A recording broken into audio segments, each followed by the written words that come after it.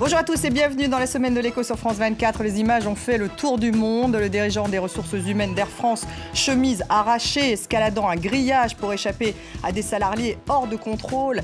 Inacceptable, a réagi le président français. Il s'agit de personnes stupides qui seront condamnées pour cela, a ajouté le ministre de l'économie Emmanuel Macron. Alors comment en est-on arrivé là? La survie d'Air France est-elle menacée? Échange musclé entre Marine Le Pen et François Hollande au Parlement européen de Strasbourg alors que le chef d'État s'exprimait en compagnie de la chancelière allemande Angela Merkel. Aux attaques de Marine Le Pen sur l'abandon de la souveraineté, François Hollande a répondu avec fougue. La souveraineté n'a rien à voir avec le souverainisme. Et plutôt que de sortir de l'Europe, il faudrait plus d'Europe. Sortir ou se renforcer, est-ce la question? L'Europe menace-t-elle de se barricader? Enfin, l'extrême pauvreté recule dans le monde. Son taux passe sous la barre des 10% de la population mondiale cette année. Et c'est la Banque mondiale qui le dit. Alors, on en parle tout de suite avec mes invités. Étienne Gernel est avec moi. Bonjour Étienne. Bonjour. Vous êtes directeur de rédaction du Point. Le Point qui titre sur l'homme le plus influent du monde, c'est bien sûr le pape. L'autre François. L'autre François. Celui qui réussit. Voilà, celui qui réussit à vous entendre. Raquel Garrido, merci d'être avec nous, avocate et cofondatrice du Parti de gauche. Alors, vous venez de sortir Guide citoyen de la 6e République et c'est chez Fayard. Et puis Jean-Paul Bedbez, bonjour, président de Bedbez Conseil. On vous retrouve sur votre site internet bedbezconseil.com. Alors ces images, vous le savez, ont fait le tour du monde. Wall Street Journal, Die Welt, Guardian, New York Times. Dès mardi, François Hollande a condamné ces violences inacceptables, l'œuvre de voyous qui méritent des sanctions lourdes, a martelé le Premier ministre Manuel Valls.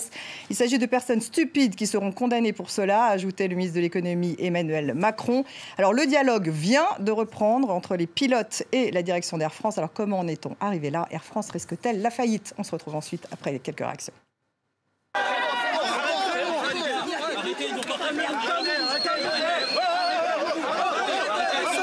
Rien ne peut justifier de tels agissements. Ces agissements sont l'œuvre de voyous.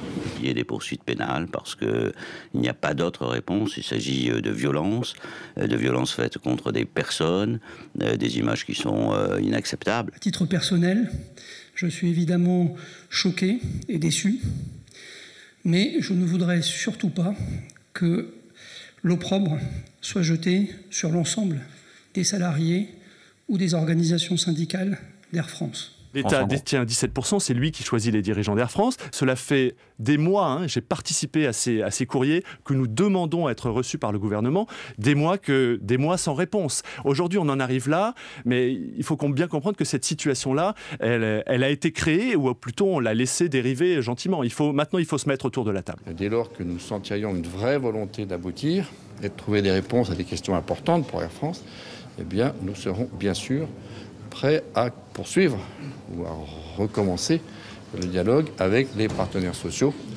notamment des personnels navigants, mais avec les partenaires sociaux de l'ensemble des catégories de l'entreprise. Alors, Étienne Gernel, le dialogue a repris, je le mentionnais tout à l'heure, c'est vrai que j'étais en tournage en Suède et puis j'ai vu ces images, même de Suède, on les voyait, comme quoi vraiment ça a un peu choqué le monde entier. Est-ce qu'on a l'impression finalement que la culture de l'affrontement domine encore en France? Quelle a été votre réaction quand vous avez vu ces images? C'est très ancien, on sait très bien que le syndicalisme français a cette culture-là, cette culture du grand soir. Ça n'a rien à voir avec le syndicalisme allemand. Alors c'est pas représentatif du syndicalisme français, il faut faire attention. Il y a quelques excités qui ont voulu aller faire un peu de baston pour le plaisir. Mais l'image, elle a choqué. Et c'est vrai que s'agissant d'une entreprise qui s'appelle Air France, et donc qui représente la France, c'est vrai que c'est pas terrible. Ce sont des petits soubresauts, des petits combats d'arrière-garde d'un monde qui prend fin, parce que tout ça, c'est en train de prendre fin. Le côté, on fait ce qu'on veut, on a nos privilèges et on arrête, et puis le reste, on s'en fiche, ils sont qu'à se débrouiller, les qu'à mettre de l'argent. Il y a de l'argent quelque part, ce discours selon lequel il y a de l'argent quelque part, c'est fini. Et donc finalement, c'est pas si grave. C'est grave en termes d'image. En réalité, c'est pas si grave. Ce sont juste des petits combats d'arrière-garde comme ça, qui sont perdus d'avance. Perdu d'avance, et ça nuit à l'image de la France. Raquel Garrido, il y a une culture de l'affrontement encore. Alors il faut rappeler tout de même que ces agressions ont eu lieu après l'annonce d'un plan de restructuration. Il devait y avoir 2900 suppressions d'emplois après l'échec des négociations avec les pilotes. Est-ce qu'il y a du corporatisme? Est-ce qu'il y a D'abord, ce n'était pas qu'un échec de négociation avec les pilotes, c'était avec tous les personnels, puisque les 2900 licenciements qui sont prévus concernent pour 300 d'entre eux les pilotes et pour 2600 le reste du personnel. Vous savez, si vous allez dans les entreprises, vous parlez aux délégués syndicaux, les personnes qui sont élues pour faire vivre le dialogue social, ils vous diront combien de fois ils se sont retenus de prendre par le callback leur interlocuteur. Attendez, sauf que je veux vous répondre pour que vous compreniez ce qui se passe. Parce que vous parlez de soubresaut, d'arrière-garde, de quelque chose, d'un épiphénomène, mais ça ne l'est pas. Parce que quand votre interlocuteur, votre patron, vous méprise, vous ment, vous ignore, parce qu'on a aussi... Vous pensez que c'était le cas de la direction d'Air France, on a aussi le patronat le plus bête du monde, et c'est pas moi qui le dis. C'est le cas des dirigeants d'Air France. Absolument. Là, vous avez une situation où, premièrement, les dirigeants d'Air France se sont énormément augmentés dans la dernière période, ce qui paraît peut-être normal pour certaines personnes. Mais quand vous demandez à tous vos employés, eux, de se mettre à sec pendant 4 ans avec 0 augmentation, je ne sais pas si vous avez vu... Ils sont les seuls responsables, Raquel Garrido ? Il y a l'État aussi, puisque l'État est actionnaire. On ne peut pas faire semblant que cette entreprise n'est pas à 17% contre les parts d'État, et historiquement, elle l'était entièrement. Et de ce point de vue, moi, j'ai trouvé qu'il avait absolument tort, Manuel Valls, de venir comme ça tout de suite au soutien de ce DRH, alors qu'il est comptable de l'intérêt général. Il est apparu là avec une froideur vis-à-vis du fait du licenciement et du chômage. Vous avez un gouvernement qui passe... c'est pas le sujet de l'emploi dans ce pays. Non, pardon, mais l'emploi, pour la majorité des personnes, ça l'est. Regardez les chiffres. Non, mais peut-être que pour vous, ça n'est pas. Peut-être que vous, votre emploi, il est préservé. Peut-être que vous, votre salaire vous convient. Mais il y a dans ce pays 6 millions de personnes qui n'ont pas de travail, 9 millions de pauvres. Tout le monde le sait, mais ce que vous ne savez pas, c'est que le problème du chômage en France, c'est pas les licenciements. Les licenciements économiques, c'est pas un quart des gens qui sont inscrits au chômage. Le problème, c'est les jobs qui ne se créent pas. C'est pas ceux qui sont... Mais c'est les deux. Ah non, c'est beaucoup plus ceux qui ne sont créés. Eh ben non, mais les deux sont liés parce que... On ne crée pas de jobs quand on ne peut pas en supprimer. Et c'est pas vrai, on ne crée pas de jobs lorsqu'on n'a pas de carnet de commandes. Il y a une succession de plans de restructuration, Jean-Paul Betbez, à Air France, ça ne date pas justement du fameux plan Transform 2015. Vous oubliez quelque chose qui sont les Français. Juste, hein. C'est-à-dire que quand les Français... J'en ai parlé, les 6 millions de travail qui... Quand les Français ne prennent pas Air France et prennent d'autres compagnies, qu'est-ce que ça veut dire ? Quand pendant une société pendant 10 ans est en perte, qu'est-ce que ça veut dire? Quand sa capitalisation boursière est de 1,8 milliard, qu'est-ce que ça veut dire? Quand on demande si elle est en faillite ou pas, qu'est-ce que ça veut dire? Ça veut dire qu'on ne connaît pas la comptabilité. Ça veut dire que les Français, d'une certaine manière, ont déjà choisi. Et c'est extrêmement important. De ne pas prendre Air France. Mais bien sûr. Mais bien sûr, qu'il y ait d'autres éléments en termes de concurrence injuste, des Qataris, etc., ça c'est vrai.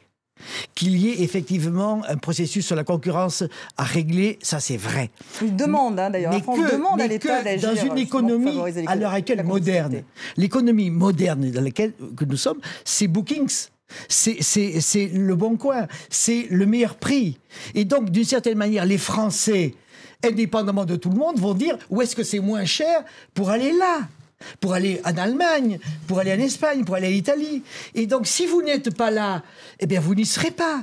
Et donc c'est un problème de compétitivité, c'est ce que vous dites. De compétitivité prix. Mais parlons, Monsieur Betbez, de ce qui affecte le prix des billets à Air France. Est-ce que, par exemple, vous avez regardé cette analyse qui a été publiée aujourd'hui dans Mediapart de Martine Orange et qui explique très bien comment les redevances d'Aéroport de Paris plombent absolument Air France, parce que l'aéronautique n'est pas un secteur hors régulation. Vous ne pouvez pas dire des choses avec une erreur pareille. Non, je répète ce que dit Mediapart. Mais vous pouvez répéter une erreur. Alors, quelle est l'erreur dans cette histoire de redevance? Donc, c'est une erreur. J'ai déjà lu les études là-dessus. La redevance Aéroport de Paris. Attendez, mais la redevance Aéroport de Paris n'explique pas la crise. Il se trouve que... Il y a peut-être une schizophrénie de la part de l'État, cela dit. Mais arrêtez vos histoires. Tout ceci est faux. Il n'y a pas de régulation de l'aéronautique. Ce n'est pas un secteur hautement réglementé. Il y a un truc qui s'appelle le Hub de Paris. Et le Hub de Paris est une façon fantastique de fonctionner et d'avoir un avantage énorme. Absolument. À partir du moment où on raisonne par filière. Mediacart, ce qu'explique Mediacart, c'est que ce n'est plus le cas. Ou bien je finis, ou bien vous me laissez pas. Non mais, comment dire, actualisez vos informations aussi, pour la qualité du débat. J'en ai autant que vous. Simplement, ils sont peut-être moins biaisés que vous. La deuxième chose qui se passe, c'est que le hub de Paris, c'est la seule façon, c'est le grand avantage d'Air France. Premier point. Deuxièmement, on est dans une forme de compétitivité prix. La compétitivité prix, c'est évidemment un peu les taxes d'aéroport, mais dans tous les aéroports. Et la deuxième chose, donc pas uniquement aéroport de Paris, et la deuxième chose, ce sont les coûts des navigants, c'est les coûts des personnes, c'est les coûts d'organisation. Et nous sommes à l'heure actuelle, quand vous voyez Ryanair, qui vaut énormément maintenant, beaucoup plus, et qui propose comme un gag de racheter Air France, vous voyez bien ce qui se passe. Jean-Paul Betbès, il y a donc eu des erreurs stratégiques de la part d'Air France depuis longtemps ou pas? Lorsque vous parlez justement de Ryanair, c'est la proposition, c'est qu'Air France, c'est que le monde est en train de changer. Le monde est en train de changer. Donc c'est à la compagnie de s'adapter, ce que vous dites. Attendez, le monde est en train de changer. Vous voulez aller moins cher en Allemagne, vous allez moins cher en Allemagne. C'est tout. Elle a une chance de faire faillite, cette compagnie. Elle a une chance, malheureusement, donc il faut qu'elle s'en sorte, mais je pense qu'ils vont réussir. De toute façon, à la fin, c'est un choix. Vous savez, vous avez Goodyear, Dunlop, c'est deux entreprises sœurs qui étaient juste à côté.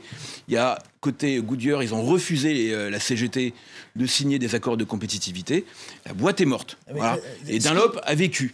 Et la question, c'est de savoir, est-ce qu'on va être Goodyear ou Dunlop? Ce qui se passe à l'heure Ils vont choisir eux-mêmes leur destin. Goodyear ou Dunlop? Non, mais il faut... Là, cette position que je peux comprendre de la part de personnes pour lesquelles ce système de concurrence absolue est la seule religion qui vaille. Ok, mais moi je parle de l'intérêt général de la France, du rôle du gouvernement. Il s'agit là d'une entreprise dans laquelle il y a 17%.